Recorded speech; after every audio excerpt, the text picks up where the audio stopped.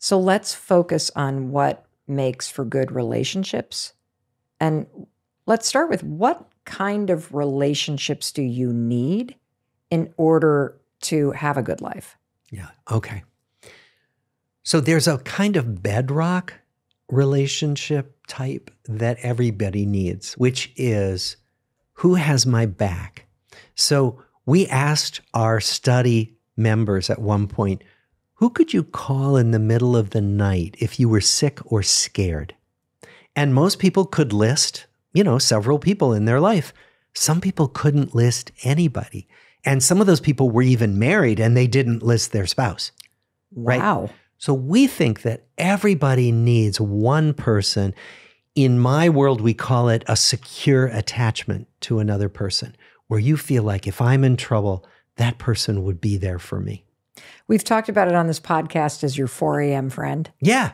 The person you can pick up the phone to at 4 o'clock in the morning, whether it's an emergency or you're just lonely and you need somebody to talk to. Yeah. Why does secure attachment matter, and what is it? How does it relate to happiness?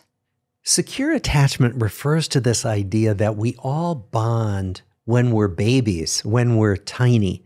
We bond to caregivers. And that if the bonding goes well, we end up believing that we are lovable and that there's somebody there to love us.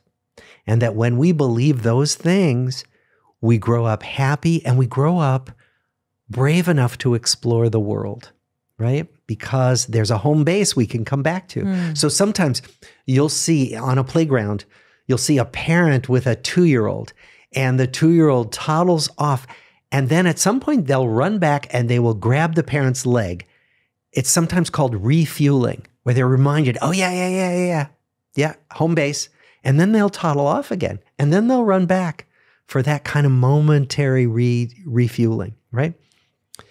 We think that that's something we need all the way through life. So how do I take a risk in my life? You may have someone in your life, maybe it's your spouse.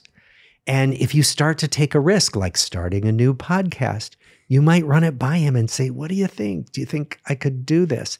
And we need somebody to say, it's okay. And I'm here. Even if it doesn't go well, I've got your back. Right? I feel like that's the whole purpose of this podcast for the person listening. Yeah. That it is a refueling. Yeah. That it's a place you can come back to, like a home base, and hear somebody who really means it say, you got this. Yes, you can. You can. Exactly. One of the findings of the study is that your relationships not only create a good life, but they actually make you healthier. They make you live longer. And so can you talk a little bit about how the connection that you feel with people in your life, or even warm connections with strangers, helps you manage stress? Yes. I mean, there are a bunch of ways it does that. One is it makes us feel we're not alone. And feeling like we're not alone is vital. Feeling like someone will catch me if I fall, right? Feeling like we belong. It's one of the reasons why feeling part of a group matters. It's why being excluded from a group is so painful. We need to feel like we belong to feel good about ourselves. So even the small interactions we have, like when you go into the coffee shop and you have a nice exchange with the barista who makes you, your latte, is that moment of connection where, how's your day going? And sometimes people will actually tell you how their day, they'll really tell you, not just on automatic pilot. And that helps us feel like we're with someone else and we belong. And we're seen by someone else. Can you talk a little bit, based on the research, of why these small moments and these small conversations, even with a stranger throughout the week, really are an important part of living a good life? What we know is that those conversations with strangers, again, help us feel connected, help us feel affirmed. They did an experiment in Chicago where there are a lot of commuters on the Chicago commuter rail system, and they assigned some people to do what they normally did on their commute, which is to look at their phones or read a book or whatever, listen to music. And the other people were assigned to talk to a stranger.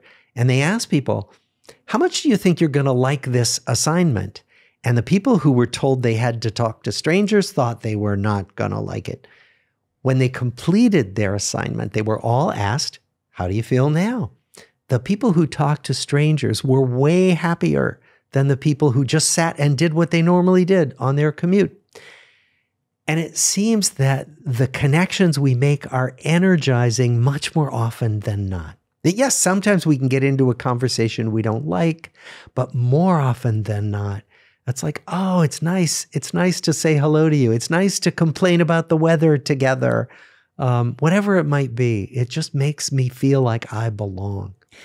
This is something that I have always done. I always said it was because I grew up in the Midwest, just very friendly. I just am always talking to people. I'm always saying hello to people. I'm the person that gets onto an elevator. We're staying at a hotel and there was this big electrical conference there. And so we get into the elevator yesterday. It's probably 7:30 in the morning. It is full of, just imagine a group of 7 electrical contractors. Okay. Yeah. Like get that picture in your mind. They're all kind of standing there quiet. I'm like, hey guys, what's up? You know, and first silence. Like, who is this? Yeah. And I'm like, how's the conference? And they're like, oh, you know, and then one guy starts to talk. Yeah. And then all of a sudden, like popcorn popping. Next thing you know is we're going down the 17 floors. We're chatting it up. And I'm recommending the almond croissant at the bakery and the cafe. And so I love that. And I realize that it's not even about being extroverted, because I'm really more of somebody I'm realizing who's more ambiverted. I'm extroverted at work, but then I'm literally I never leave my house kind of thing. Yeah. But I am so energized by it. Right. So how did you feel at the start of the elevator ride and then at the end? Can you compare? 1,000% I compare. As I got out of my hotel room alone, and I'm checking my phone as I'm walking down the hallway, and then I'm turning right to walk down the other long hallway, and I'm still on my phone, and I'm thinking about my workday, and I'm trapped in my head, and then I walk over to the elevator, and then I hit the button, and I'm so not present that I step on the first elevator that dings, and it's going up, not down. Yeah. So then I go up alone in the elevator for another 7 floors, and then the first contractor walks in. And the second I looked at him and I said, good morning. And he smiled and said, good morning. I felt a little burst of energy. It was like I was immediately now in the moment and not on my phone. I was now present with another human being staying at the same hotel. The door's shut. And as we start to descend, I turn, I'm like, were you in the elevator with me yesterday morning? And he kind of laughed and he's like, I don't think so. And I'm like, well, you probably would have remembered it because I was yapping with everybody in the elevator. But there was somebody in there and then the doors open and now we're talking. And so then somebody else gets in and I say, good morning. And then the guy looks up and says, good morning. And then we stand in and then the doors open again. And so as everybody then starts to get on. You were the greeter. Yes. But the energy in the elevator shifted. Nobody was on their phone. Yeah. And we didn't solve the world's problems. Yeah. But even just getting off the elevator, and then as I exit, have a great day, everybody. And, a couple people, hey, you too, kind of thing. I was present. I felt a little less alone. I felt a lift of life force energy from other people. Yep. It shifted my mood and it changed the day. And what you've developed is a habit of doing that. Yes. And what is worth pointing out is that it's a habit we can develop, that even though it's a little awkward at first, if you just keep doing it, it'll become second nature. But I had to develop the habit. Yeah. And I think it's really important to note something, that this is really important because you underestimate how big of a difference it makes in your life. Yeah. And I'd like to offer one other example of how you can do this, because I know that for a lot of people, striking up a conversation or making small talk feels either scary or trivial, and it's not. And what I've noticed about making this a habit of creating what you in the research have found are, quote, warm connections and these small social, day-to-day interactions, is that I notice that I would rather feel the way that I felt when I got off the elevator this morning at the hotel, having just chatted and saying good morning to people in the elevator. I'd rather feel that tiny little buzz and lift in my mood than the way that I feel when I'm standing there lonely, looking at my phone, waiting for time to pass by. That I have realized that I have a choice about the experience in my day-to-day life that I can create for myself.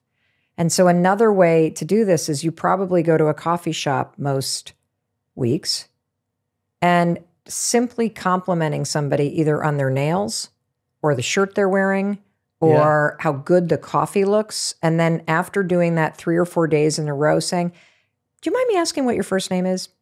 I feel like I come in here every day. I see you. I don't even like, I'd like to just, I'm Mel. Yes. And then here's a pro tip. When you turn around after you say their name, write their name in your contacts in the notes under the entry for the coffee shop. And as you pull in tomorrow morning, if you're like me, you will forget that Evan is the dude that is at the coffee shop at the hotel I stay at all the time in Boston. I now know his name. He knows my order. Yeah. Because I use this and I refresh my memory the first couple times. So when I walk up, I'm like, oh, it's Evan, right? Oh, I'm Mel. It's great to see you again. That small thing, as crazy as it sounds, it makes me less lonely. Absolutely. And it makes the other person feel seen. Evan feels like you see him. You're not just like doing some transactional thing. It's like, I see you and I'm glad we're here together. And here's the other piece, if I could take it to an even more profound level. Like every one of us wants to create more meaning in life. And you want to feel like you have discovered this deeper sense of purpose. And I will go to my grave knowing that I feel that my life is more meaningful and I am experiencing it at a deeper level simply because of this one habit of forcing myself to create these warm, simple connections and conversations with strangers as I go about my day. It's almost like being tethered to a mooring. Yeah. That keeps you present in life, that keeps you able to kind of ride the waves and locate a sense of energy and goodness as you go about your days, no matter where you are. I don't even know if I can get through the opening of this. I literally am so excited for today because